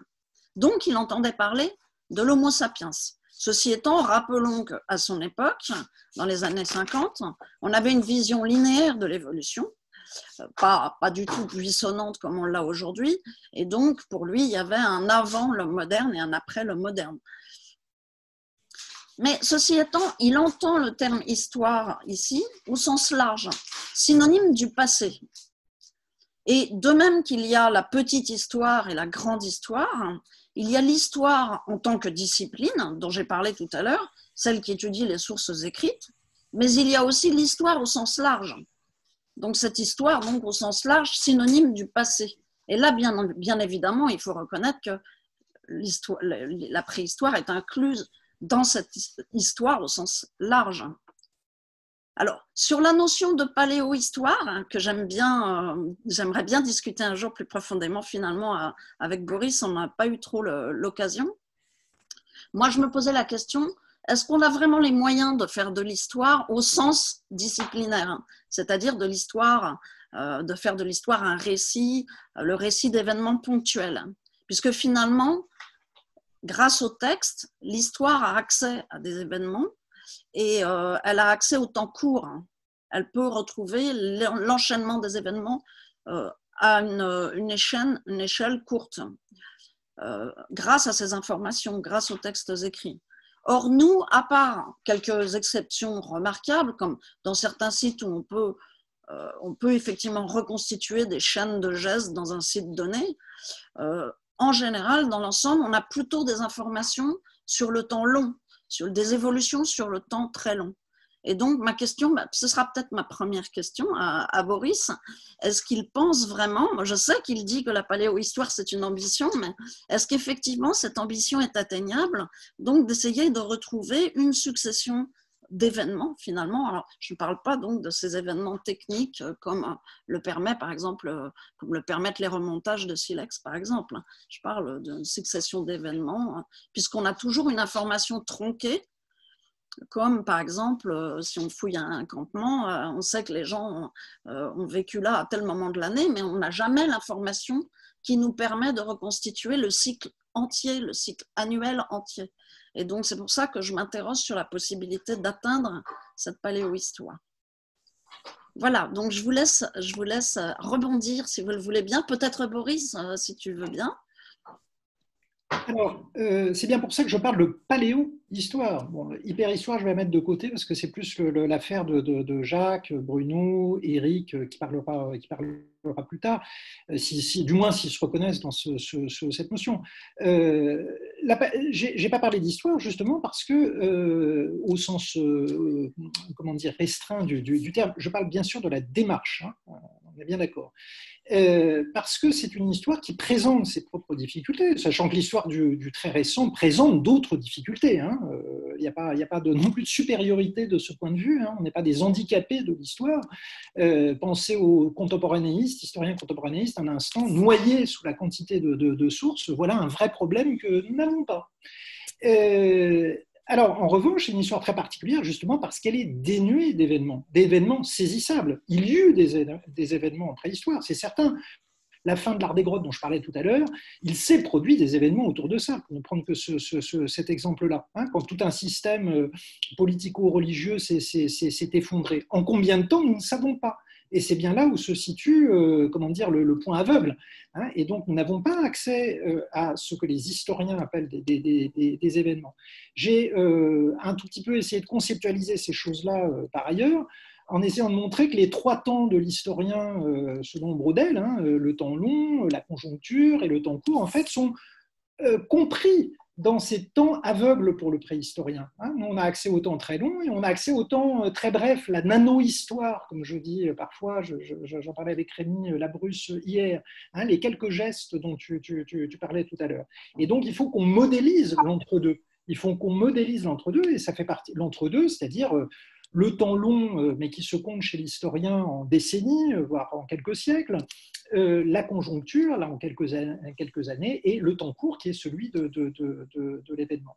Voilà. Après, je termine là-dessus. Pour moi, l'histoire n'a pas de limite depuis les annales. Richard Couba le rappelait tout à l'heure. Elle n'a pas de limite méthodologique. Elle ne s'intéresse plus seulement qu'au texte, heureusement, mais voilà, à l'image, au cinéma, que sais-je, etc., et à l'archéologie. L'archéologie, pour moi, est une méthode, enfin, je dis mon point de vue épistémologique, l'archéologie est une méthode de l'histoire, y compris pour des périodes très récentes, puisqu'il y a une archéologie du contemporain aujourd'hui. Et c'est d'ailleurs une posture épistémologique qui a été, et je m'en félicite chaque matin, qui est maintenant au cœur des programmes d'histoire dans le secondaire et même dans le primaire.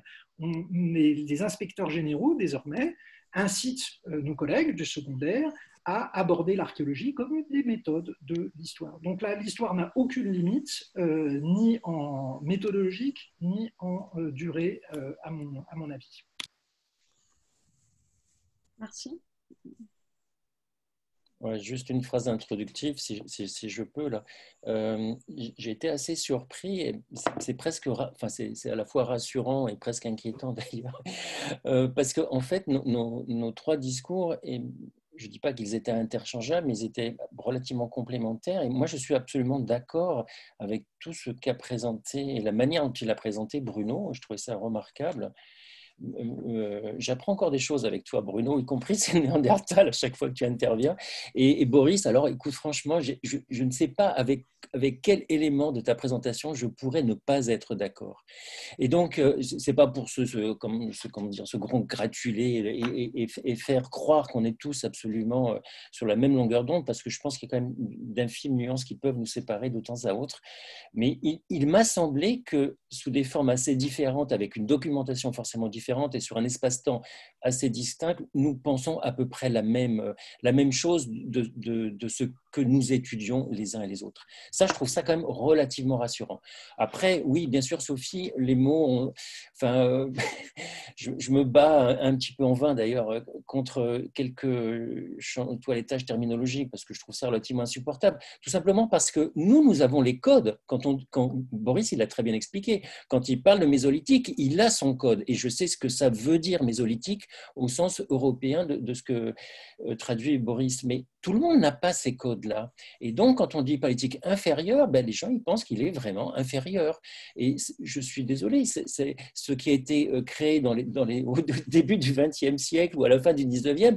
Je pense que ça a quand même vocation, à un moment donné, à un tout petit peu être actualisé. Parce que justement, ces codes ont été perdus. Je pense qu'à part une poignée d'épistémologues, on n'est pas si nombreux que ça à connaître à chaque fois tout l'historique et tous les mécanismes qui ont conduit à ces codes. Et pour revenir à le païtique supérieur, non, ce n'est pas qu'une récupération comment dire, de méthodes de naturalistes où on récupère ce qui existait pour le Crétacé inférieur, supérieur et on le transpose au paléolithique. Non, il n'y a pas que ça. Vraiment, dans la tête de ceux qui l'ont construit, le paléolithique était infiniment supérieur à tout le reste. Il était non seulement supérieur à ce qui a précédé, mais il était même supérieur à ce qui a succédé, puisque après le paléolithique, on ne pouvait plus être supérieur. Alors, Boris, tu viens d'introduire une notion très intéressante. Hein. Qu'est-ce que tu as dit là À un moment donné, tu as parlé de finale ou d'ultime, le paléolithique ultime. C'est Didier Ah Bozin, oui, j'adore ça. qu'on a trouvé avec J'adore ce politique voilà. ultime. Et je crois que Grégoire voilà. Marchand est sur notre ligne maintenant. Hein. Ok, ben moi je suis prêt à le mettre dans les cours. Hein. Merci. Oui, donc pour revenir donc, sur ce que tu as dit, Sophie, et je partage pas mal effectivement ce qu'a présenté Jacques, on en parle souvent, c'est pas pour rien qu'il y a un laboratoire à Bordeaux pour essayer de réfléchir sur comment on fait avancer certaines réflexions. Je partage, je sais pas si je suis complètement d'accord avec toi, Boris, pour parler de cette hyper-histoire là, avec cette image du delta du Gange, même si j'aime bien l'image, parce que je pense justement qu'on a toujours beaucoup de difficultés à intégrer l'idée qu'en tout cas, dans notre histoire passée, il y a eu des humanités très différentes de nous, voire même très proches de nous, qui finalement n'ont pas abouti, tu vois, à la mer, quelque part. Et ces humanités-là qui n'ont pas abouti à la mer, ce sont les Aurignaciens, par exemple, si on en croit les données des paléogénéticiens. Nous ne sommes pas les descendants des Aurignaciens, malgré le fait qu'ils aient été des artisans du paléolithique récent et que donc, quelque part, on devrait s'interroger sur qu'est-ce qu'on met derrière ce qu'a souligné Jacques dans une partie de sa présentation, sur cette, et ça a été redit tout à l'heure, sur cette forme de continuum qu'on veut bien voir, mais qui en même temps nous gêne. Et c'est pour ça, Sophie, que par rapport à une de tes questions que tu as dit au début, reprenant aussi ce que disait Jacques, quand est-ce qu'on fait débuter la préhistoire? Eh bien, moi, une partie de mon intervention, elle était pour dire que je pense que le début de la préhistoire, il se fait dès que nous pensons, nous, paléoanthropologues, préhistoriens, que nous sommes en présence de primates qui, de par leur comportement, ont dépassé la simple hominisation de leur anatomie pour aller vers une forme d'humanisation des groupes au sein desquels ils vivaient. Et moi, je n'ai aucune difficulté. J'ai écrit un texte qui devrait sortir bientôt suite à un colloque qui s'est produit à Strasbourg pour placer, par exemple, les australopithècinés parmi les humains. Même si dans mon laboratoire, il n'y a pas il n'y a pas 2 mois, un collègue professeur d'anthropologie disait que ces anciens primates bipèdes n'étaient certainement pas des humains. Et moi, je veux travailler sur cette question-là parce que je pense que si on travaillait sur cette question-là et si, comme l'a souligné Jacques dans son intervention, il y avait on est responsable du rendu que l'on fait quand on fait des interventions au grand public ou quand on parle devant nos étudiants, je pense que si on réussissait à faire rentrer dans la tête un peu plus des gens que ce qui s'est passé avant concernait des humains et que les humains ne se limitent pas à ce qu'ont été nos ancêtres nous. Et d'ailleurs, ça a été répété plusieurs fois déjà ce matin en disant homme anatomiquement moderne synonyme de sapiens. Ben non, moi je ne suis pas d'accord avec ça. C'est une simplification erronée de la compréhension que l'on a de la variabilité biologique passée. Et je lutte, alors on est de moins en moins nombreux à lutter contre ça parce qu'à nouveau il y a un paradigme qui s'impose. Je reviens sur le graphique de Kurucini, mais je pense que dans 20 ans ça changera. Et je pense qu'il faut montrer encore plus fortement qu'auparavant, que dans le passé, il y a eu des humanités différentes par leur comportement, par leur tradition culturelle, que certaines étaient ce que nous considérons comme, nous, biologiquement et culturellement des humanités modernes, et qu'elles ont disparu. Et à ce niveau-là, je pense qu'on en est loin, on en est très très loin de la diffusion de cette idée, et que si elle était plus diffusée, ça nous aiderait à mieux comprendre, Jacques l'a dit plusieurs fois dans son intervention, toute la fragilité de notre existence sur la Terre, même si le petit virus actuellement nous a bien mis une claque dans la gueule pour nous rappeler ce que nous étions. Je suis tout à fait d'accord avec ce que tu viens de dire, et en particulier en ce qui concerne les australopithèques. Mais je me souviens d'avoir discuté il y a quelques années avec un proto-historien que je ne nommerai pas, qui disait que pour lui, l'étude des australopithèques, ça relevait de la paléontologie, c'était absolument pas de la préhistoire. Pour lui, c'était un autre monde. Hein. Ben, moi, je pense que c'est de la préhistoire. Oui, non, mais c'est une idée assez courante. Est-ce que je pense… Attends, juste une toute petite… Oui. Pour rebondir sur les histoires de terminologie, oui, au fond, je suis d'accord avec vous, je me fais un peu l'avocat du diable. Mais ceci étant, ce que je trouve encore plus pernicieux et plus ennuyeux, c'est cette vision de l'évolution vers un progrès toujours plus grand, un progrès scientifique, culturel, artistique, etc. Ça, je trouve ça beaucoup plus ennuyeux que cette idée-là persiste. Et on voit bien, et tu l'as rappelé, Jacques, il y a eu des arrêts, comme dans toute histoire d'ailleurs, dans toute histoire, quelle que soit l'histoire considérée, il y a des arrêts, il y a des points de retour, il y a des divergences, des convergences, des retours en arrière. Les choses ne répondent pas à un progrès linéaire et à une accumulation constante. Ça, c'est une idée tout à fait fausse. Oui, vas-y, Boris, tu voulais dire quelque chose. Moi, je voudrais rebondir sur cette histoire de terminologie et la suggestion de Jacques concernant des commissions de nomenclature. Je crois qu'il faut vraiment la prendre très très au sérieux, cette idée. Après tout, c'est aujourd'hui peut-être déjà la préfiguration d'une petite commission de nomenclature. Je pense que c'est salutaire. Mal nommer les choses, c'est ajouter du malheur au monde, disait l'autre. Et Jacques l'a bien montré qu'il y a derrière certains de ces mots des connotations qui sont dérangeantes. Et je voudrais surtout pas qu'on quitte cette réunion en pensant que c'est au nom du politiquement correct, de l'habitude de la déconstruction. Moi, d'ailleurs, la déconstruction, je pense que c'est très positif, justement, de ce point de vue, parce que les mots véhiculent aussi des paradigmes. Et donc, je me rappelle le débat avec notre grande amie Nicole Pigeot sur ce sujet, et qui, elle, était justement un peu comme toi, Sophie, qui me disait « Oh, mais écoute, est-ce que c'est pas justement un peu du politiquement correct? Est-ce que finalement on se comprend, etc. » Moi, j'ai eu le même problème. C'est un problème pratique au départ. C'est de m'adresser à des étudiants de première année et de ne pas passer 30 minutes à leur expliquer que supérieur, oui, mais ça ne veut pas dire ce qu'on pense au premier abord. Donc, je pense qu'il y a aussi du pédagogiquement correct, quel que soit le public un peu large auquel on s'adresse. Donc, je pense que c'est salutaire. Sans compter que ça permet de faire le lien avec l'histoire, comme tu l'as montré tout à l'heure. Et donc, ça, c'est un combat important pour moi. On ne parle pas non plus de Moyen-Âge inférieur et supérieur. Et pour aller encore plus loin, moi, je lutte, vous le savez, pour qu'on adopte la terminologie... Le terme de Moyen-Âge, le terme de Moyen-Âge. Premier, second Moyen-Âge, voilà. Et Le haut et de bas Moyen-Âge. je lutte aussi, vous le savez, pour qu'on adopte la numération en avant Jésus-Christ plutôt qu'en Cal BP, etc., qui nous maintient du côté des, des géologues, etc., glaciologues purs et durs. Cela dit, j'ai discuté avec des glaciologues il n'y a pas très longtemps qui m'ont dit, après tout, c'est une pure question de convention. Nous, on parle en B2K, mais on aurait très bien pu parler en avant Jésus-Christ. Donc, encore un effort pour être révolutionnaire. Les glaciologues sont même prêts à faire cet effort, semble-t-il. D'ailleurs, de plus en plus, moi, je vois des collègues qui ne parlent pas de avant Jésus-Christ, ils disent avant notre ère. Bon. C'est du politiquement correct. Oui.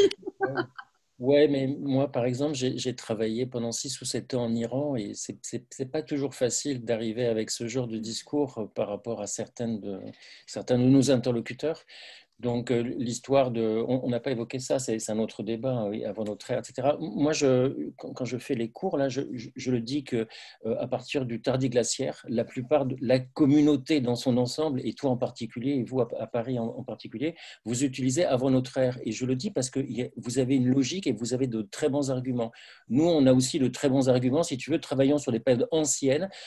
Il se trouve que notre discipline elle colle tellement à l'actualité de la recherche du quaternaire, de la paléoclimatologie, c'est eux qui nous donnent des datations, je suis désolé, hein, c'est eux qui nous donnent des courbes et des stades isotopiques. Donc, moi, je suis obligé de me coller à leur nomenclature. Et ça ne me gêne pas du tout. Ça me gêne pas du tout. Et ça ne me gêne pas du tout non plus de basculer avec le Tardiglaciaire en parlant avant notre ère. Avant Jésus-Christ, déjà, ça me gêne un tout petit peu plus. Voilà, c'est ce que je voulais juste dire là-dessus. Je crois qu'il y avait 2 personnes. Ah oui, juste une question d'une personne qui n'est pas visible là, qui peut peut-être brancher son micro. C'est Rémi Labrusse qui souhaiterait dire quelque chose. D'autant, Boris, que tu avais fait allusion à son livre, à son dernier livre.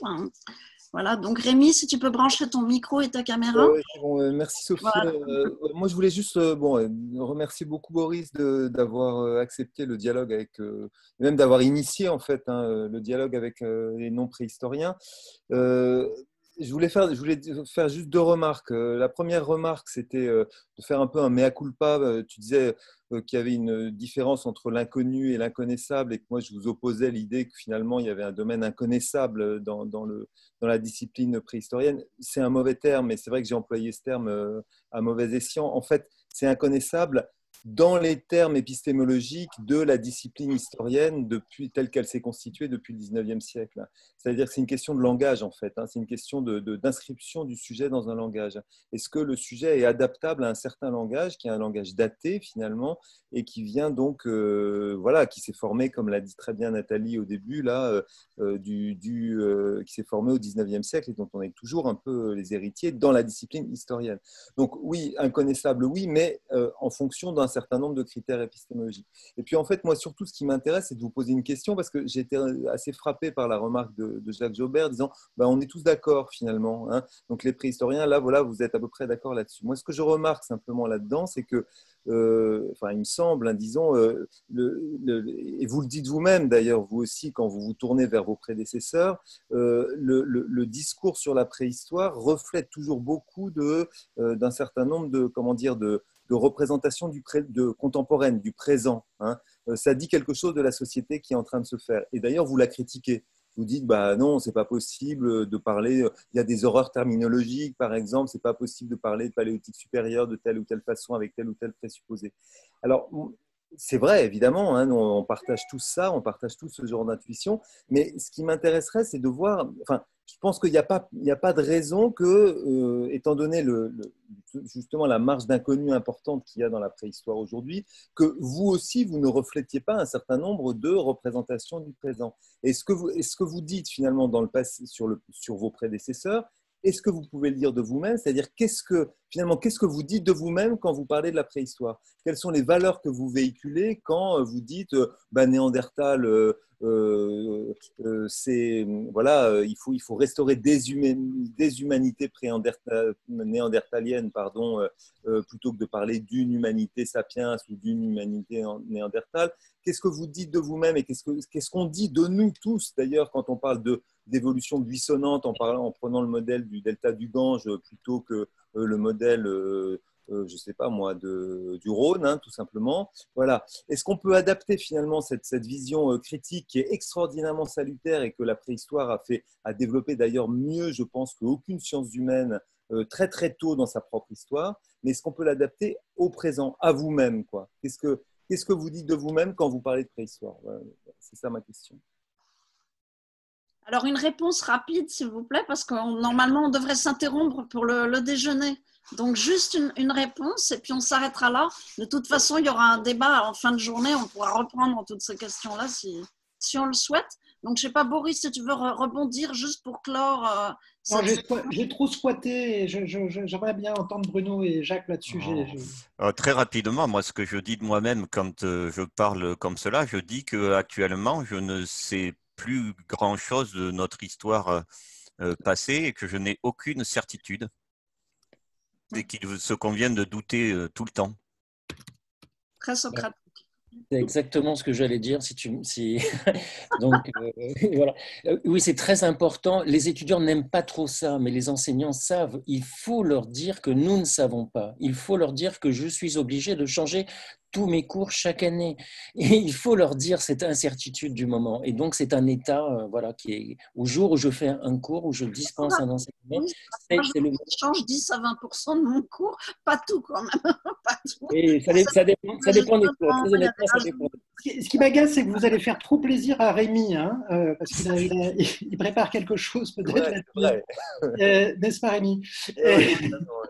Non, il y a des points d'appui quand même. Hein. Moi, je suis comme Sophie, hein, je pense ça progresse un peu. Il y a quand même des points d'appui mouvants et probabilistes. Voilà. Après, je te rejoins, Boris, il y a des points d'appui, mais je trouve, ce que je dis aussi aux étudiants, c'est que je trouve, moi, actuellement, si tu veux, que les effets d'école sont beaucoup plus, quelque part, importants et prégnants maintenant que ce qui existait auparavant. Et que malheureusement, pour ne parler que de mon domaine disciplinaire, la paléoanthropologie, petit à petit, je pense que les personnes qui trouvent des postes permanents sont plus dans des stratégies d'études de type ingénierique que dans des stratégies d'études de type chercheur.